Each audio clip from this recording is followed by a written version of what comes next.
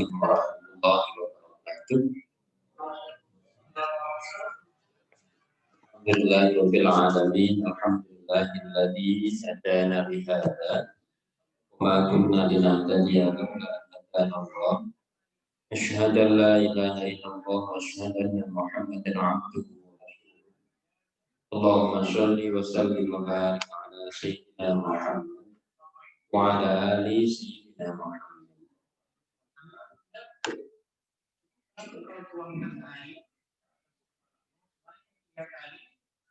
Alhamdulillahirabbil alamin. Mari kita kita dengan baca doa. Semoga Allah senantiasa memberkati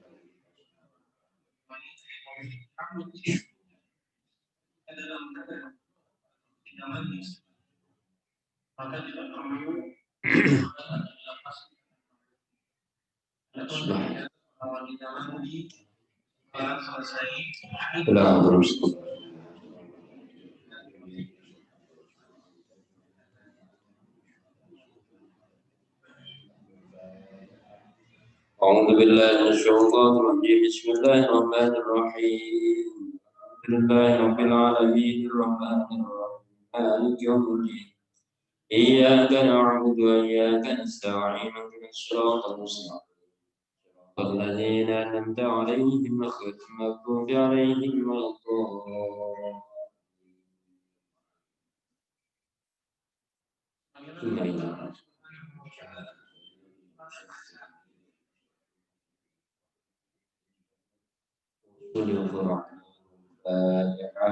أعوذ بالله من الشيطان الرجيم بسم الله الرحمن الرحيم الحمد لله رب العالمين الرحمن الرحيم مالك يوم الدين إياك نعبد وإياك نستعين اهدنا الصراط المستقيم صراط الذين أنعمت عليهم غير المغضوب عليهم ولا الضالين.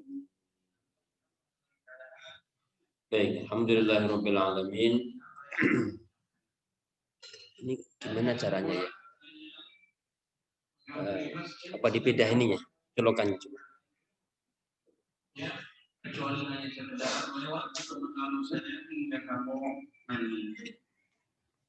Baik, bismillahirrahmanirrahim. Kita akan teruskan untuk pagi ini.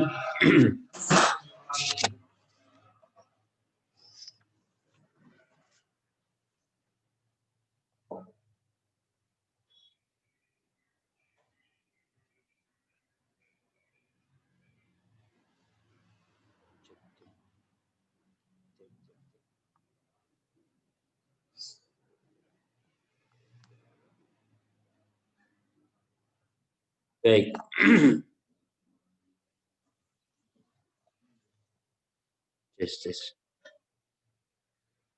Kita akan lanjutkan di surah Al-Insyiqaq ya, ayat 19 dan seterusnya. Kemarin kita sudah bahas di surah Al-Insyiqaq ayat 16 sampai ayat 18.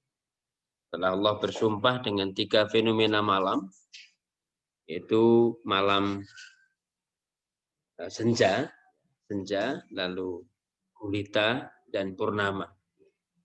Jadi 3 kondisi malam itu Allah jadikan sebagai objek sumpah.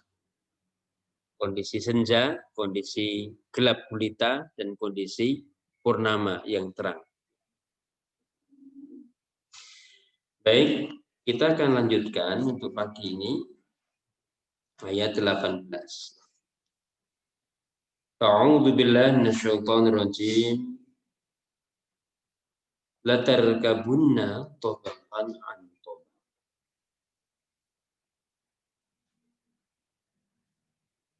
Kamu manusia akan mengalami hidup tingkat demi tingkat. Tarkabunna tabaqan an tabaq. Ini informasi yang Allah sampaikan setelah Allah bersumpah. Bagaimana sebelum-sebelumnya pernah kita sampaikan bahwa setiap kali Allah bersumpah itu Allah akan menyampaikan satu berita yang penting. Sumpah itu salah satu fungsi intinya adalah untuk menguatkan isi perintah. Ketika kita demi Allah, itu akan menyampaikan bahwa setelah kita mengatakan demi Allah itu sesuatu yang benar-benar penting, benar-benar terjadi. Latar gabunna tobakon antum. Apalagi di situ juga secara kaidah kebahasaan diawali dengan lam takkid, latar gabun. Nunnya juga nun takkid. Jadi kalau bentuk fi'il mudhari diikuti dengan nun, latar gabunna tobakan antum. Sungguh kamu pasti akan menapaki hidup itu tingkat demi. Jadi hidup itu kita hidup kita itu bagaikan menaiki tangga. Kita tidak mungkin melompat melampaui tangga itu. Tapi kita harus meniti tekun demi tekun setiap anak tangga yang harus. Keinginan untuk melompat tinggi dari tangga-tangga yang harus kita lalui itu terkadang membuat kita terpeleset. Maka memang kita harus tingkat demi tingkat menapaki tangga itu sampai dengan puncak kita bertemu Allah. Jadi tangga yang kita lalui, tangga kehidupan itu nanti puncaknya bukan apa-apa. Puncaknya adalah kebahagiaan sejati ketika kita bertemu, karena yang hakikatnya kita ini sedang dilepas di kerendahan dan kita akan kembali kepada Allah yang diimajinasikan kita sedang menapaki ketinggian. Tergabunna tobakan.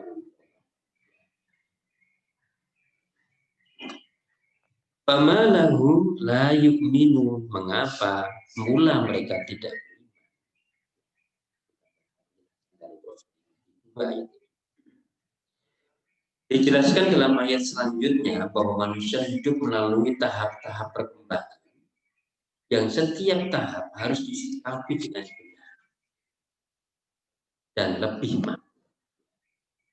Dengan panjangnya jalan hidup yang dilalui seseorang, kecerdasan dan kearifannya harus semakin meningkat. Demikian pula kedekatannya kepada Allah yang menjadi titik akhir perjalanan manusia harus semakin nyata. Jadi titik akhir perjalanan manusia itu sebenarnya kedekatan dia kepada Allah. Karena nanti ketika di akhir itu justru kita akan dipanggil ya ayyatuhan nafs irji'i iki radiyatan.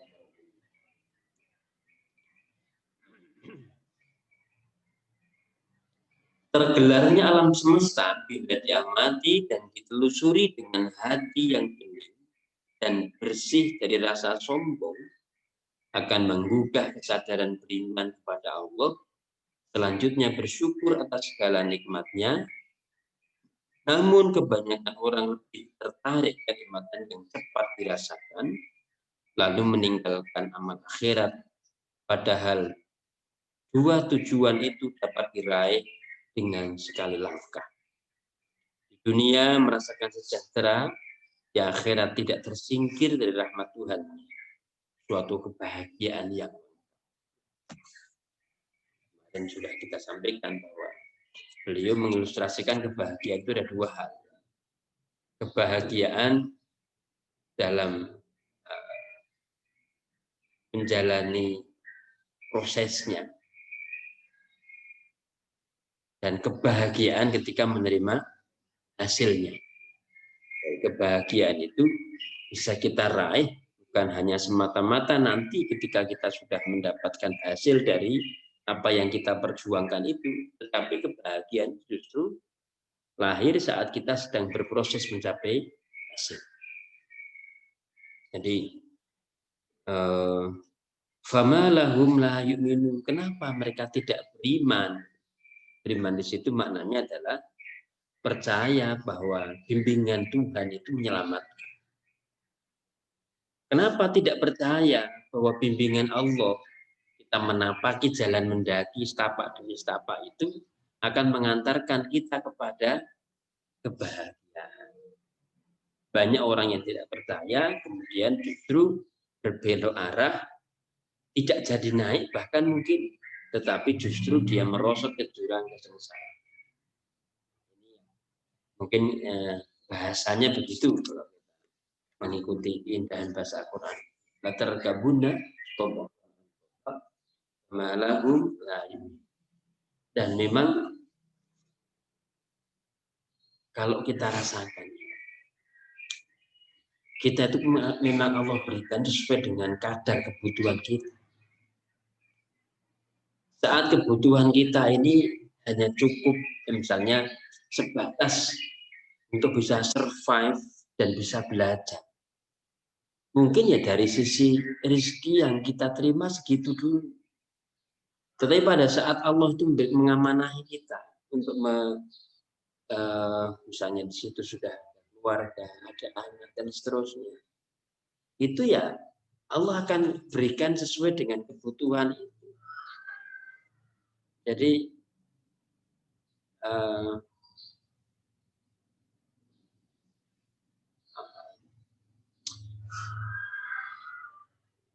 kita harus yakin betul gitu ya, bahwa hidup kita ini bertahap, tidak kita berobsesi untuk melampaui sesuatu yang di luar jangkauan zaman.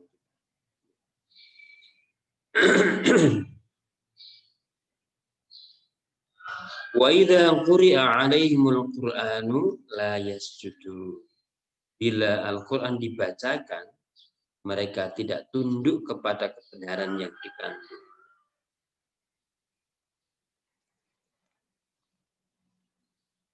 Mereka yang tidak tergerak untuk beriman, hatinya telah dibelenggu oleh kecintaan dunia yang tidak terarah. Peringatan Al-Quran yang sampai kepadanya tidak mampu mendorong bersujud dan tidak menyentuh pengakuannya sebagai hamba Allah yang cukupi kebutuhan. Mereka itu orang yang kafir yang mendustakan Al-Quran. Allah sangat mengetahui sikap dan kandungan hatinya. Sampaikan kepada mereka kabar tentang akan datangnya siksa yang sangat pedih akibat perbuatannya sendiri. Jadi,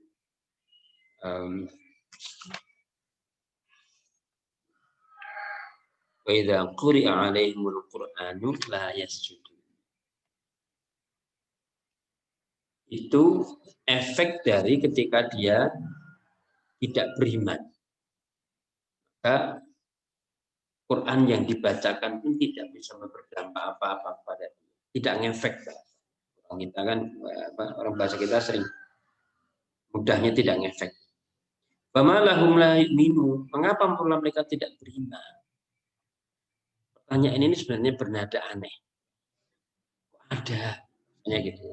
Kok ada manusia yang tidak beriman, tidak percaya dengan bimbingan Tuhan. Dan lebih-lebih lagi, mereka itu selalu mentulikkan telinganya terhadap ayat-ayat Quran. Fasilitas yang diberikan kepadanya sama. Dia juga bisa punya kesempatan untuk mendengarkan nasihat. Secara telinga dia juga sehat. Suaranya pun suara yang masuk ke telinga dia juga sama. Lumbangnya sama. Nasihatnya juga sama. Tetapi ada orang yang membuka telinganya, tapi ada orang yang menutupi telinganya. Ini di mana-mana terjadi. Jangankan di masyarakat luas. Ada orang yang hidupnya itu mungkin bertetanggaan dengan masjid. Mati di sekitar sini ya.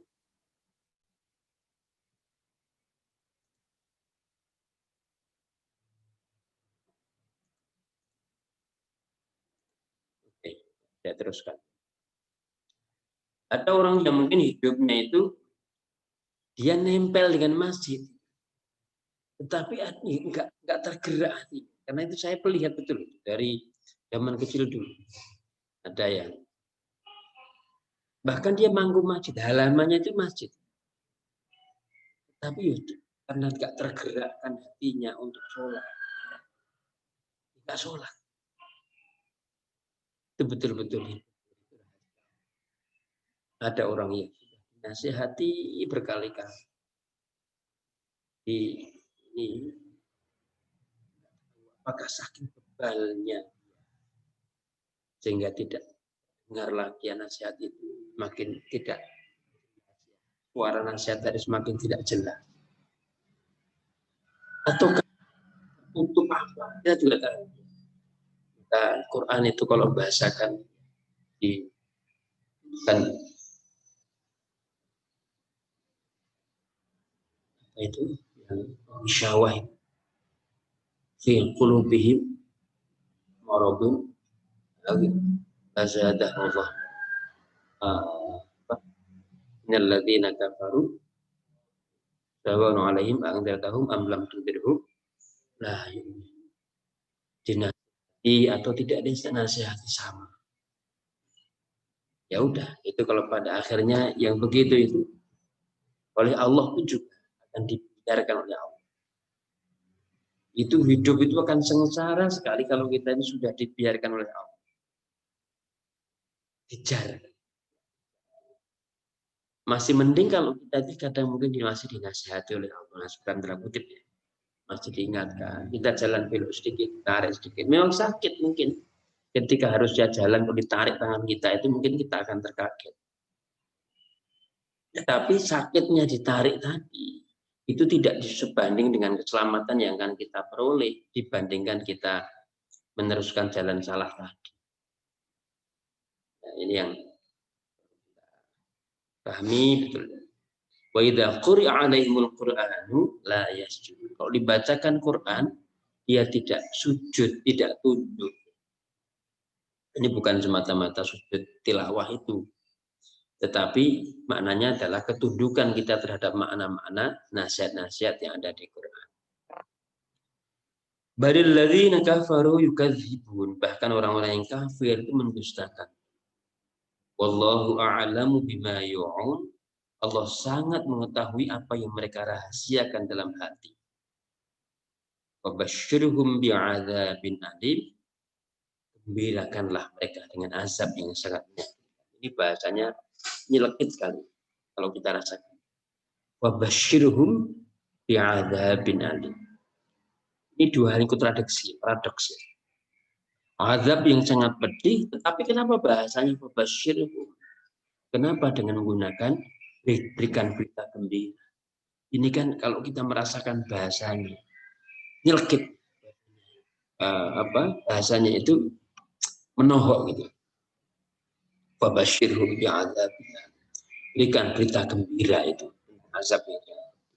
Azab itu jelas sangat menyakitkan. Tapi kenapa disampaikan dengan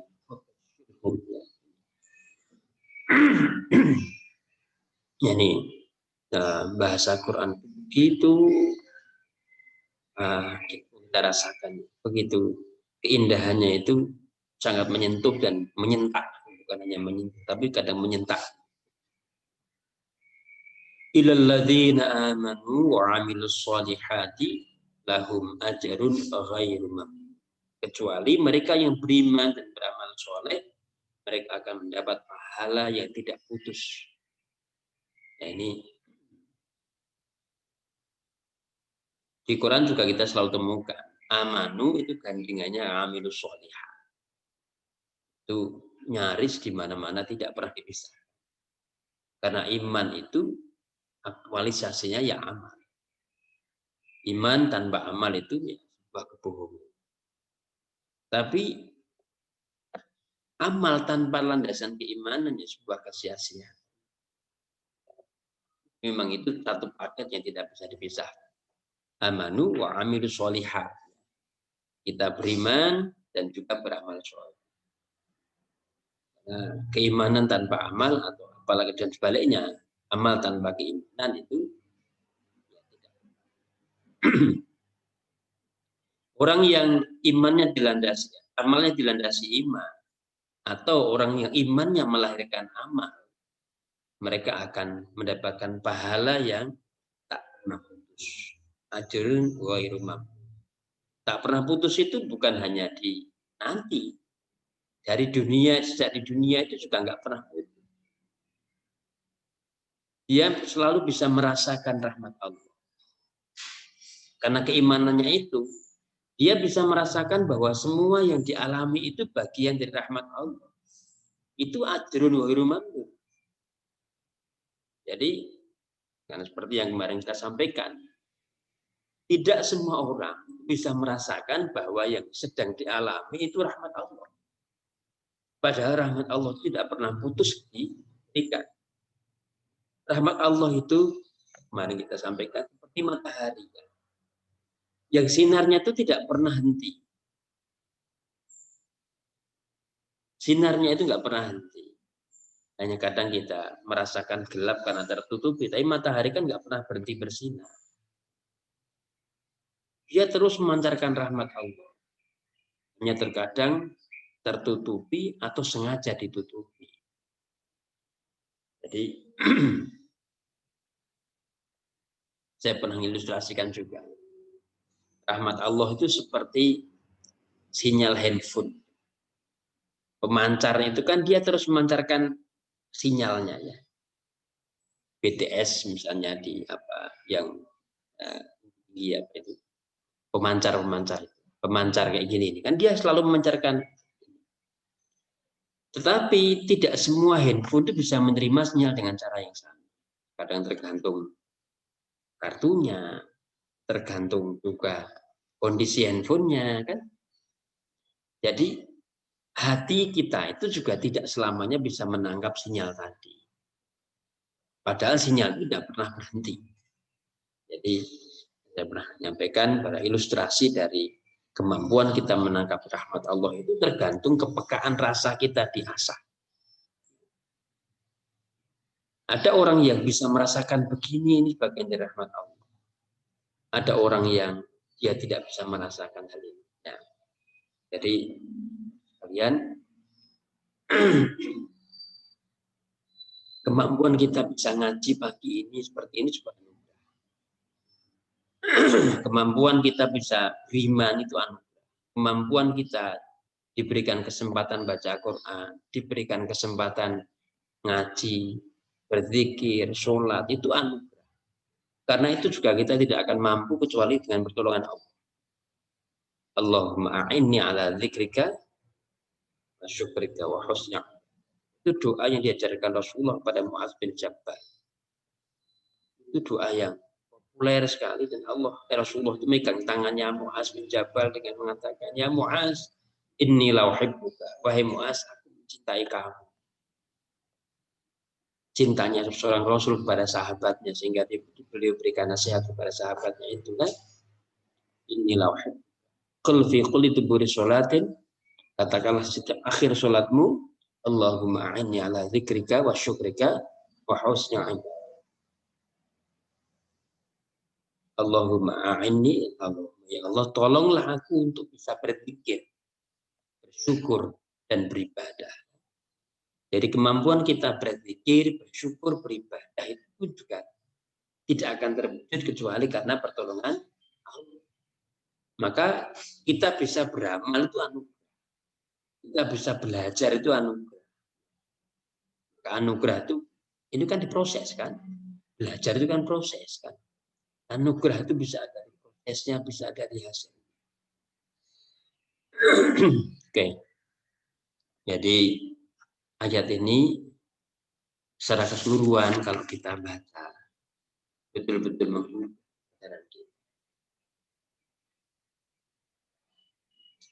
Ayat terakhir kita baca penjelasan dari proses.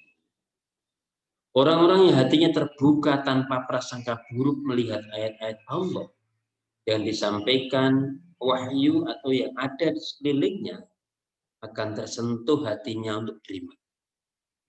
Mereka berusaha dekat kepada Allah sebelum dipanggil menghadap. Dalam hatinya ada kekhawatiran. Pengabdian yang ia lakukan belum seimbang dengan rahmat dan kasih sayang. Mereka berusaha mendekat kepadanya dengan segala tindakan yang dilakukan. merekalah yang akan mendapat balasan Allah yang abadi.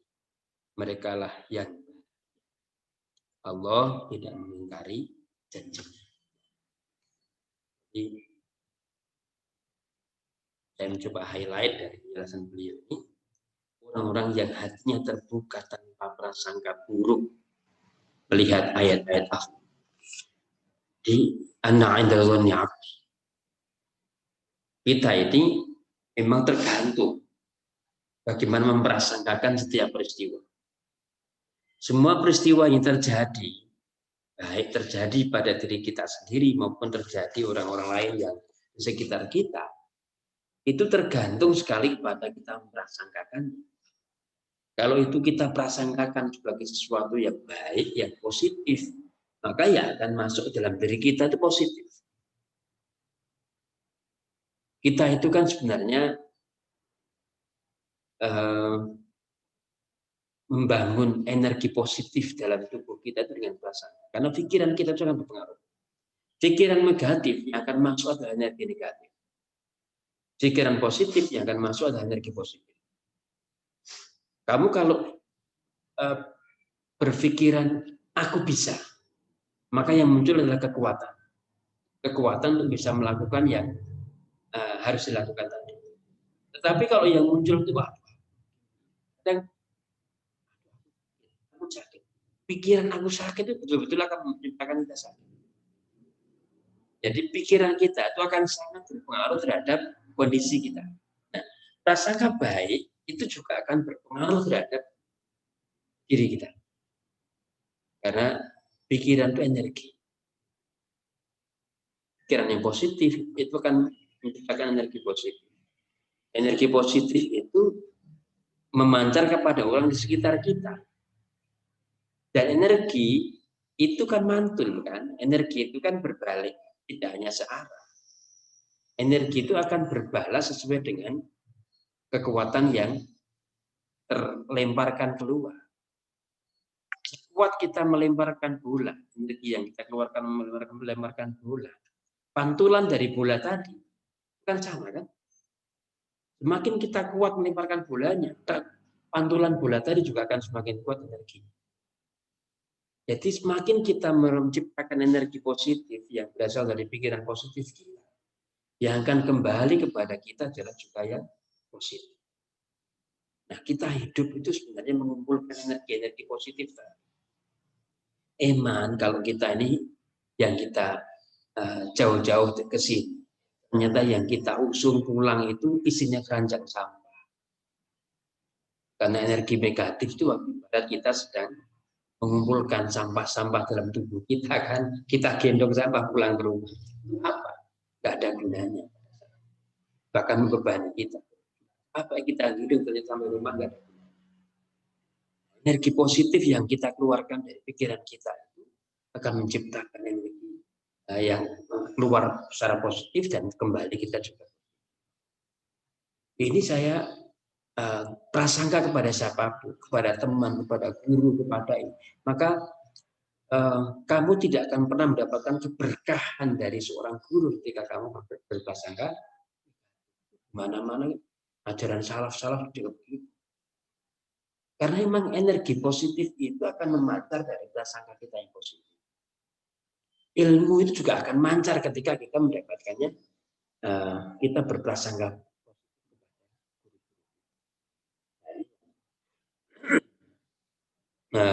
Prasangka itu menjadi salah satu bahasan Quran yang kuat juga. Yuhadis ya aku sangat tergantung prasangka. Jangan berprasangka, jangan suruh dan seterusnya. Itu karena dampaknya sangat besar. Karena kita prasangka itu kita membangun energi sesuai dengan prasangka. Ini garis bawahi orang-orang yang hatinya terbuka tanpa prasangka buruk melihat ayat-ayat Allah. Ayat-ayat Allah itu yang tergelar di semesta maupun yang tergelar di dalam kitab suci. Yang tergelar di semesta itu ada yang bersifat ayat-ayat sosial maupun ayat-ayat alam. Kamu menyaksikan ini semuanya ayat-ayat Allah. Perilaku teman-teman kamu itu ayat-ayat Allah. Itu ayat-ayat sosial. Ada yang rajin, ya. Ada yang sebaliknya. Ada yang itu ayat-ayat Allah semuanya. Ono sing ngeplok, ada ini tidak. Ngeplok tau ya bahasanya. Tahu ngeplok? Ngeplok itu bangkong. Tidurnya bangkong, tidurnya lama. Ada yang yes macam-macam. Semua orang itu unik. Perilakunya unik. Dan itu ayat-ayat Allah semua.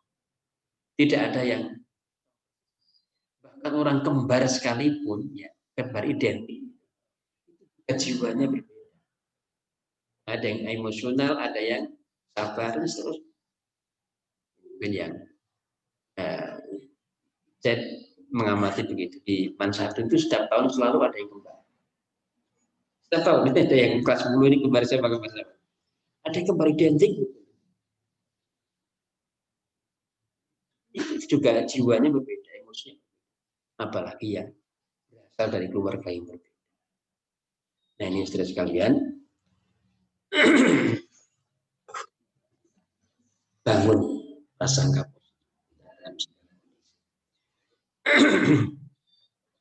ini yang kita bahas faedahnya dan manfaatnya. Saya berharap kita bisa betul dengan ini, karena kita bayangkan kita sedang diajari oleh guru kita. Baik, mari kita bersama dengan Alhamdulillahirabbil alamin.